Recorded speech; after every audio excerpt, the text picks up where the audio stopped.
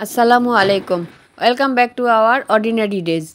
আজকের রেসিপি সবজি দিয়ে ম্যাগি নুডলস রান্না। প্রথমে আমি একটি কড়াইয়ে 3 গ্লাস পানি দিয়ে দিলাম। পানিটা ফুটে উঠেছে, এখন এর মধ্যে 3 প্যাকেট ম্যাগি নুডলস দিয়ে দিলাম।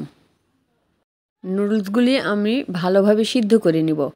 সিদ্ধ করে এর মধ্যে কোনো পানি থাকবে না বা পানি সেকে নিব না। এই পানি দিয়ে নুডলস সম্পূর্ণভাবে সিদ্ধ হয়ে যাবে। নুডলসগুলো আমি খুন্তি দিয়ে ভালোভাবে ভেঙে দেব। নুডলস ভালোভাবে সিদ্ধ হয়ে গেলে এমনিতেই সব ভেঙে যাবে। নুডলস সিদ্ধ হওয়া পর্যন্ত অপেক্ষা করব। এখন এর মধ্যে দিয়ে দিব নুডলসের মধ্যে যে মশলা থাকে সেই 3 প্যাকেট মশলা দিয়ে দেব। মশলাগুলো দিয়ে ভালোভাবে নাড়া দিয়ে দিব। এই মশলা দেওয়ার পরে নুডলসে কোনো লবণ দিতে হয় না বা মরিচও দিতে হয় না, কিন্তু আমরা যখন সবজি দিব সবজির মধ্যে সামান্য পরিমাণে লবণ এবং কয়েকটা কাঁচামরিচ দিয়ে দেব। কেউ যদি ঝাল খেতে না চান তাহলে সেটা দেওয়ারও দরকার নেই। কয়েকবার আমি ভালোভাবে নাড়া দিয়ে দিব। এই পানিগুলি শুকিয়ে গেলে নুডলস সিদ্ধ হয়ে যাবে। এই নুডলস আমরা বাচ্চাদের টিফিন হিসেবেও দিতে পারি, বিকালের নাস্তা হিসেবেও খেতে পারি, আবার সকালের নাস্তা হিসেবেও খেতে পারি। এই নুডলসের মধ্যে সবজি দিয়ে দিলে সেটা খেতেও ভালো লাগে এবং এই নুডলসটা বেশি পুষ্টিকর হয়ে যায়। যেহেতু এর মধ্যে ডিম দেওয়া থাকে সেজন্য আরও বেশি পুষ্টিকর হয়। অনেকেই আমরা গ্যাস্ট্রিকের জন্য ভাজা পোড়া খেতে চাই না, তাদের জন্য এই রেসিপি। নুডলস সিদ্ধ হয়ে গেছে, এখন আমি আরেকটা কড়াইয়ে পেঁয়াজ দিয়ে দিলাম, কয়েকটা কাঁচামরিচ দিয়ে দিব। এখন কাঁচামরিচ পেঁয়াজ একটু লাল করে ভেজে নেব। পেঁয়াজ কাঁচামরিচ ভাজা হয়ে গেলে এর মধ্যে আমি গাজর দিয়ে দিব, তারপরে বরবটি দিয়ে দিব।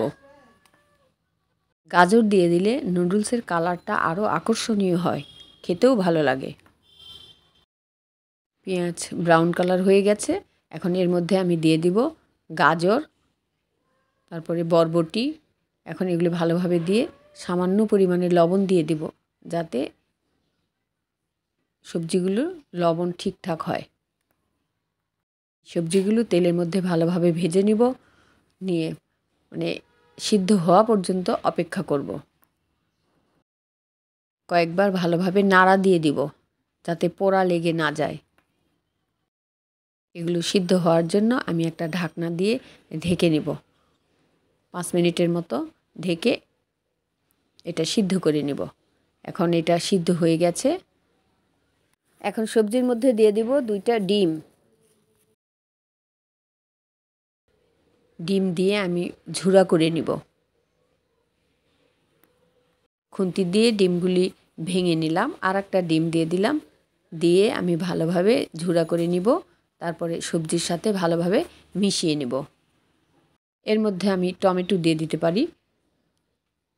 টমেটো হাতের কাছে ছিল না, আমি সেই কারণে দেই নাই। ডিমগুলি ঝুরা করা হয়ে গেছে, এখন সবজির সাথে ভালোভাবে মিশিয়ে নেব। ডিম সবজি একসাথে ভালোভাবে মিশিয়ে নিলাম, দেখতেও ভালো লাগছে গাজরের কারণে। সব কিছু ভালোভাবে মিশানো হয়ে গেছে, এখন এর মধ্যে দিয়ে দিব সিদ্ধ করে রাখা নুডলস। নুডলস দিয়ে ভালোভাবে নাড়া দিয়ে দিব, যাতে করে সবজি সব নুডলসের সাথে ভালোভাবে মিশে যায়। নুডলসের মধ্যে আমরা সসও দিয়ে দিতে পারি, কিন্তু যারা এখন সস দেবেন না তারা পরে সস দিয়ে খেতে পারেন। যারা অনেক সময় সবজি খেতে চায় না তারা এইভাবে সবজি দিয়ে নুডলস রান্না করলে সব বাচ্চারাই পছন্দ করে। তাছাড়া এটা একটা হেলদি টিফিনও হয়ে যায়। বন্ধুরা, যাদের এই রেসিপিটি ভালো লেগেছে প্লিজ একটা লাইক দেবেন, সাবস্ক্রাইব করবেন, পাশে থাকা বেল আইকন বাটন অন করে রাখবেন। আপনাদের এতটুকু সাপোর্ট আমার চ্যানেলটিকে অনেক দূর এগিয়ে নিয়ে যাবে। যারা এই চ্যানেলটিকে সাবস্ক্রাইব করেছেন তাদেরকে অসংখ্য ধন্যবাদ। যাদের এই রেসিপিটি ভালো লেগেছে প্লিজ আপনারা কমেন্ট করতে পারেন। তৈরি হয়ে গেছে সবজি দিয়ে ম্যাগি নুডলস রান্না। আমি জানি আপনারা সবাই এভাবে নুডলস রান্না করতে পারেন এবং রান্না করেন। আমি যেভাবে ম্যাগি নুডলস রান্না করেছি আমি শুধু সেটাই শেয়ার করেছি। কারো যদি ভালো লেগে থাকে তাহলে আপনারা প্লিজ লাইক দেবেন, সাবস্ক্রাইব করবেন, পাশে থাকা বেল আইকন বাটন অন করে রাখবেন, যাতে করে নতুন ভিডিও দেওয়ার সাথে সাথে সবার আগে আপনাদের কাছে নোটিফিকেশন পৌঁছে যায়। আপনাদের সবাইকে অসংখ্য ধন্যবাদ এতক্ষণ ভিডিওটি দেখার জন্য।